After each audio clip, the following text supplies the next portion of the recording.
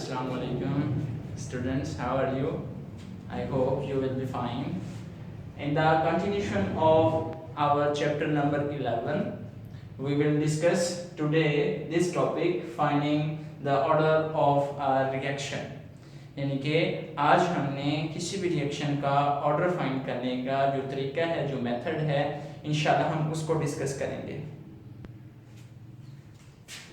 इसमें बेटा हमारे पास डिफरेंट मेथड्स होते हैं।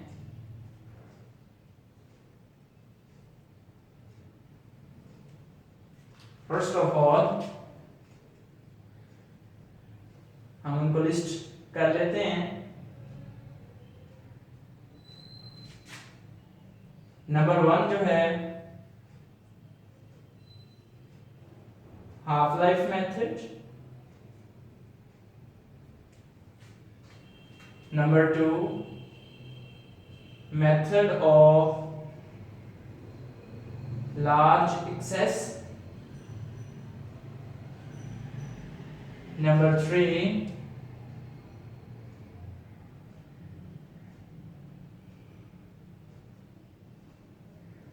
graphical method,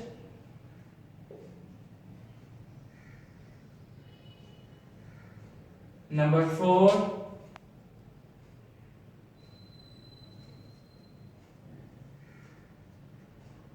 differential method,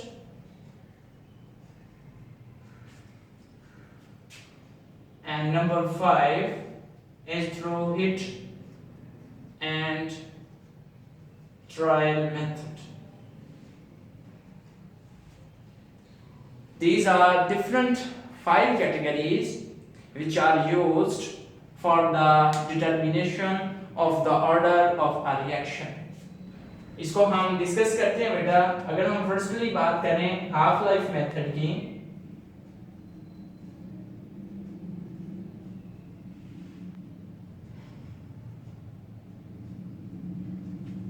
order of reaction generally बेटा हमने एक्सप्लेन किया था कि जो हमारे पास रेट इक्वेशन आई उनमें जो कंसंट्रेशन टर्म्स एक्टिव मैसेज की आई उनकी हम पावर्स को ऐड करेंगे तो हमारे पास ऑर्डर आ जाएगा।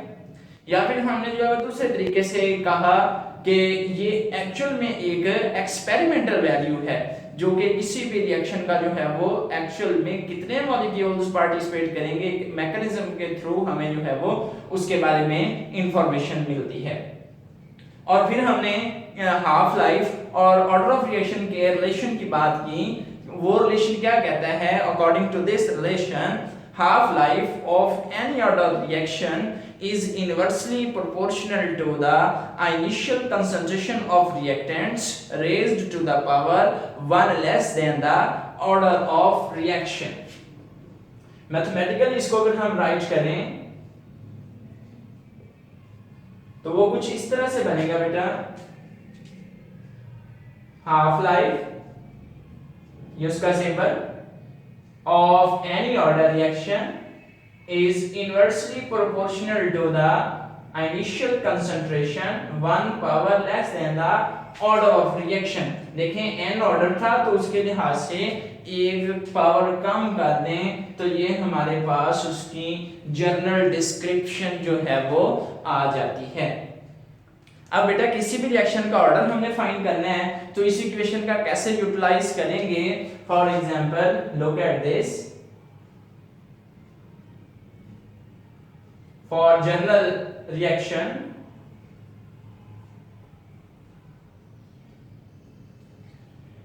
हम उसकी हाफ लाइफ लेंगे 2। लेट्स सपोज उसकी एक है T1 और दूसरी है T2। इनिशियल कंसंट्रेशन भी उसकी 2 लेंगे, एक है A1 और एक है उसकी A2। अब इन दोनों चीजों को हम यूटिलाइज करते हुए उस इक्वेशन को जो है वो फिर यूटिलाइज करेंगे। वो कुछ इस तरह से बन जाएगी कि T1 is inversely proportional to the A1 power n-1 this relation 1। दूसरी हाफ लाइफ के लिहाज से T2 is inversely proportional to A2 power n-1। ये हमारे पास दूसरा रिलेशन जो है वो बन जाएगा। ये प्रोपोर्शनलिटी साइन जो है उसको खत्म करते हैं तो ये कुछ इस तरह से बन जाएगा t1 is equal to k over a1 की पावर n माइनस 1। ये हमारे पास इक्वेशन नंबर 3 बन गई। t2 में प्रोपोर्शनलिटी साइन खत्म किया तो ये आ गया हमारे पास a2 की पावर n माइनस 1। इसको इक्वेशन नंबर 4 हम कह लेंगे। फिर यहां से बेटा हमने अब क्या करना है, हमने इसको डिवाइड करना है। डिवाइड इक्वेशन 3 एंड 4 और इस तरह से करना है कि ये t1 ओवर t2 इस तरह ये कर लें k ओवर a1 की power n minus 1 over k over a2 की पावर n माइनस 1। ये ऐसे हो गए। अब आप गौर करें तो ये हमारे पास जो है वो फ्रैक्शन में इस तरह से करें कि 3 बटे बन रहे हैं तो हमने इसको डिवीजन को मल्टीप्लिकेशन में कन्वर्ट करना है तो क्या होगा, ये नीचे वाली रकम ना उलट जाएगी जब हम उसको मल्टीप्लाई कर लेंगे। ये इस तरह से बन जाएगी t1 over t2 is equal to k over a1 की power n minus 1 cross a2 की power n minus 1 over k। यहाँ पे डिवाइड हो रहा था तो k बटा ये था, हमने उसको मल्टीप्लाई किया तो वो रकम उलट जाएगी, इस तरह बन जाएगी। ये k से k कैंसिल हो जाएगा और ये चीज इस तरह बन जाएगी t1 over t2 is equal to a2 की पावर n माइनस 1 बटा a1 की पावर n माइनस 1। इस तरह ये हमारे पास रिलेशन बन जाएगा। यहाँ पे आप देखें इन दोनों टर्म्स की जो पावर है वो सेम है n माइनस 1 तो हम इसको बेटा इस तरह कर लेंगे t1 over t2 is equal to a2 over a1 और सारे की पावर n माइनस 1 हो जाएगी। अब जो हमने फाइंड करना था ऑर्डर जो है वो हम किससे रिप्रेजेंट कर रहे हैं, n से। अब n जो है वो पावर में है।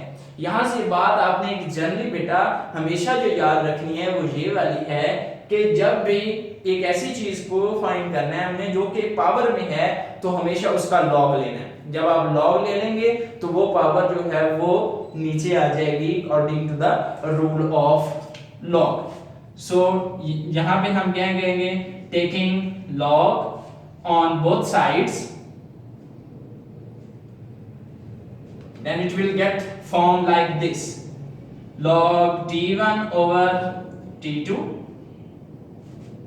log a2 बटा a1 सारे की पावर n माइनस 1। यहां से लॉग का रूल है कि पावर है तो वो शुरू में आ जाएगी तो ये बन जाएगी इस तरह से log t1 over t2 is equal to n minus 1 into log a2 बटा a1। ये बन गया। अब ये इधर मल्टीप्लाई हो रही है, इधर आके क्या हो जाएगी, डिवाइड हो जाएगी और ये कुछ हमारे पास रिलेशन इस तरह से बन जाएगा n minus 1 log t1 over t2 की concentration divided by log a2 बटा a1 की कंसंट्रेशन। ये जो n माइनस 1 है, माइनस 1 उधर आके प्लस 1 हो जाएगा तो n is equal to 1 plus log t1 over t2 divided by log a2 over a1। Now this equation can be used to find the order of any reaction। उस मकसद के लिए बेटा हमें क्या चीज चाहिए, उसकी दो हमारे पास जो है वो हाफ लाइव्स होनी चाहिए और दो उसकी जो है वो हमारे पास इनिशियल कंसंट्रेशंस होनी चाहिए। तो हम उसको इस इक्वेशन में पुट करके किसी भी रिएक्शन का जो है वो ऑर्डर इजीली फाइंड आउट कर सकते हैं। ओके, ये हमारा था फर्स्ट मेथड। अब हमने सेकंड मेथड जो है वो डिस्कस करना है। I hope you are enjoying this lecture. Okay, now move towards second.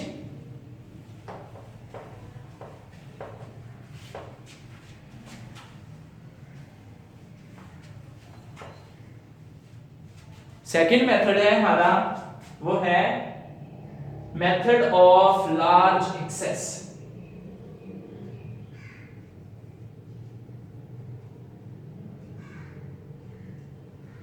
ये वाला जो मेथड डेवलप हुआ, डिजाइन हुआ, ये उन रिएक्शंस में हुआ, दोज रिएक्शंस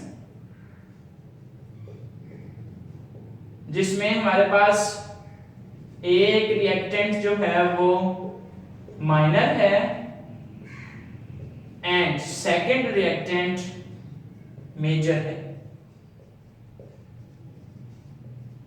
ओके, ये किसमें डेवलप हुआ, किसके लिए? ऐसे रिएक्शंस बेटा जिनमें हम देखेंगे कि एक रिएक्टेंट जो है वो उसकी माइनर कंसंट्रेशन है और जो दूसरा रिएक्टेंट है उसकी कंसंट्रेशन क्या है, मेजर है। ऐसे रिएक्शंस में होता क्या है कि जो हमारे पास मेजर होता है उसकी एक्टिव मैसेज जो है, जो कि प्रोडक्ट बनाने के लिए होती हैं, तो वो हमें पूरे रिएक्शन में थ्रू आउट कांस्टेंट रहेंगी। अब अगर वो पूरे रिएक्शन में थ्रू आउट जो है वो कांस्टेंट नहीं है तो फिर उसकी चेंजिंग नहीं हुई, इसका मतलब अगर चेंज नहीं हुई तो फिर वो रेट ऑफ रिएक्शन की इक्वेशन में भी नहीं आएंगे। अगर वो नहीं आएंगे तो बच जाएगी एक चीज, और उस चीज के जो कि है माइनर, उसी से हम जो है वो उस रिएक्शन का रेट भी फाइंड करेंगे और उसी से उसका ऑर्डर जो है वो हमारे पास आएगा। इसकी कंसंट्रेशन जितनी मर्जी हम जो है वो देखें कि ये हमारे पास रिएक्शन में पार्टिसिपेट कर रहा है, लगेगा हमें ऐसे, लेकिन इसकी कंसंट्रेशन इतनी ज्यादा होती है, एक्सेस में होती है कि उसको जो रिएक्शन करने के बाद उसको फर्क ही नहीं पड़ता। अगर उसे फर्क नहीं पड़ता तो फिर वो रेट ऑफ रिएक्शन को भी इफेक्ट नहीं करता। For example hydrolysis of an ester,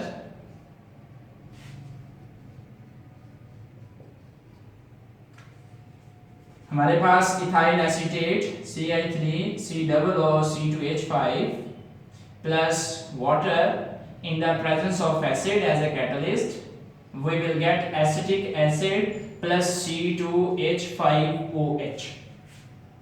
If you look at this example, बेटा इसमें ये वाला माइनर है और ये वाला मेजर है। वाटर बीइंग सॉल्वेंट एक्सेस में है, उसकी कंसंट्रेशन एक्टिव वाली वो थ्रू आउट कांस्टेंट रहेगी, तो फिर इसका रेट हम फाइंड करेंगे, वो कुछ इस तरह से आएगा K इंटू CI3COOC2H5।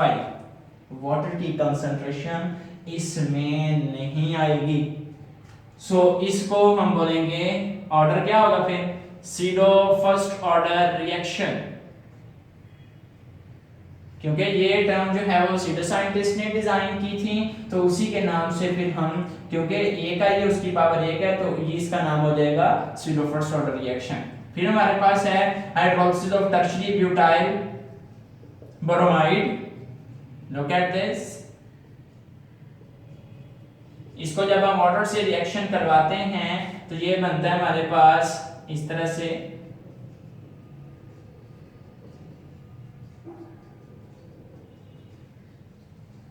इसमें बेटा ऐसे ही होता है, ये वाला माइनर है और ये वाला मेजर है। अब इसमें भी क्या होगा कि इसमें भी उस रिएक्शन का जो रेट जो फाइंड करेंगे हम, उसमें इसकी इन्वॉल्वमेंट नहीं होगी।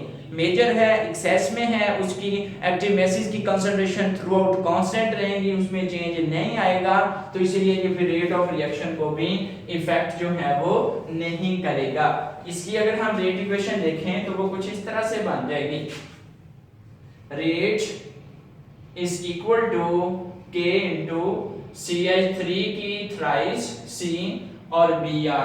सिर्फ माइनर वाला रिएक्टेंट जो है वो रेट इक्वेशन में आएगा, उसी के लिहाज से बेटा हम उसका ऑर्डर फाइंड करेंगे। ये फर्स्ट ऑर्डर बनता है, साथ में लिखेंगे pseudo first order reaction, pseudo scientist उसी के नाम से डिजाइन की गई। So after looking at both these examples we can say that there is no effect of the major reactant, जिसकी एक्सेस में जो है वो कंसंट्रेशन है वो रेट ऑफ रिएक्शन को जो है वो इफेक्ट नहीं करता। हाँ, माइनर वाला इसका थोड़ा सा भी हम कंसंट्रेशन का इफेक्ट जो है वो करेंगे तो वो रेट ऑफ रिएक्शन भी इफेक्ट होगा। इस तरह हम इन रिएक्शंस का ऑर्डर ऑफ रिएक्शन फाइंड कर लेते हैं। इस मेथड को बोलते हैं method of large access. This is the second method. Move towards the third method which is graphical method. बेटा ग्राफिकल मेथड की अगर हम बात करें तो ये हम क्या करते हैं, इसमें हम ग्राफ प्लॉट करते हैं। ग्राफ प्लॉट करने के बाद हम जो है वो क्या करते हैं, फिर ऑर्डर ऑफ रिएक्शन निकालते हैं। डिफरेंशियल मेथड में हम क्या करते हैं, उसमें हम बेटा डेरिवेटिव लेते हैं। डेरिवेटिव का मतलब किस चीज को शॉर्ट करना, मुख्तसर करना, उसको जो है वो शॉर्ट से शॉर्ट टर्म में लेके जाना डिफरेंशियल मेथड होगा। और 5 वाला मेथड है हिट एंड ट्रायल मेथड। ये हिट एंड ट्रायल मेथड, या हिट इस चीज को ऐसे जिसको हम कहते हैं, ऐसे करते हैं हिट करना, ट्रायल कोशिश करना, यानी कि हम क्या कहेंगे, हम बार बार कोशिश करेंगे। हम डिफरेंट तरीके से ऑर्डर ऑफ रिएक्शन फाइंड करते हैं, तो वो बार बार फाइंड करके हम एक प्रिसाइज वैल्यू तक जो है वो इजीली जो है वो रीच कर सकते हैं। आपने देखा कि मैंने इनको जस्ट बयान किया है। ये तीनों मेथड्स जो हैं ये हम ग्रेजुएशन लेवल पर जो है वो इनकी एक्सप्लेनेशन देते हैं बाकायदा तौर पर। बाकी आपके एफएससी के लेवल पर हम जो है वो 2 ही मेथड, एक है हाफ लाइफ मेथड जिसकी एक्सप्लेनेशन के साथ डिस्कशन करते हैं, और दूसरा है मेथड ऑफ लार्ज एक्सेस जो है बेटा हम आपके लेवल पर जो है वो डिस्कस करते हैं। इनका जस्ट आपने मेरा बेटा ज़हन में जो है वो थोड़ा बहुत जो है वो इंट्रोडक्शन रखना है, इससे आपको जो है वो इंशाल्लाह बहुत फायदा होगा। I hope you enjoyed this lecture a lot, and if you find any problem, if you face any problem regarding this lecture, बेटा आप फॉलो कर सकते हैं हमें हमारे चैनल के ऊपर। आप chemistry corner bye mister chemist Azizur Rahman के नाम से आप वहाँ पे जो है वो हमें फॉलो कर सकते हैं। सब्सक्राइब करें, आपको जो है वो डेली तौर पर जो है वो अपडेट जो होगी वो आपको मिलती रहेगी, और दूसरों तक इसको शेयर करें। अगर आपको कोई प्रॉब्लम है तो आप व्हाट्सएप कॉन्टैक्ट दिया हुआ है उस पर रब्ता कर लें। फेसबुक पे अजीजुर रहमान के नाम से आईडी है हमारी, आप उस पर रब्ता कर सकते हैं। जस्ट क्या है, आपको इजी से इजी वे में जिस तरह हो सकता है उसको समझाना, और उस समझाने के दौरान जो आपको प्रॉब्लम फेस हो रही है आपको उससे जो है वो निकालना, ताकि आप इजीली जो है वो सक्सेसफुल हो सकें, आपके कॉन्सेप्ट जो हैं वो डेवलप हो सकें। ओके जी, अल्लाह हाफिज़, अस्सलाम वालेकुम।